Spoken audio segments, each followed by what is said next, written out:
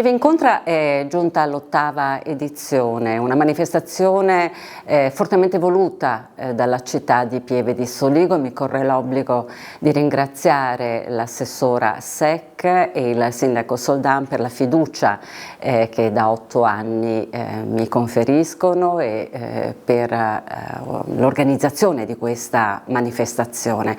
Una manifestazione che ha visto grandi nomi in passato e che quest'anno non mancherà di stupire e di dare soddisfazioni al nostro pubblico.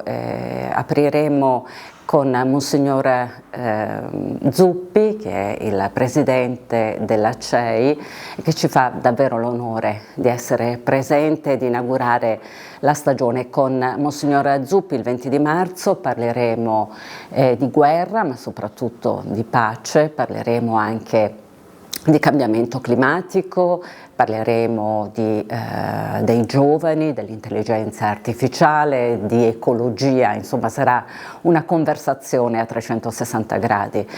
Saranno con noi poi ad aprile un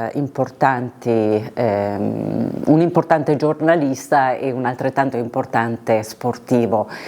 Con Francesca Mannocchi parleremo della guerra di Gaza, quindi con una formidabile giornalista d'inchiesta abituata agli scenari di guerra.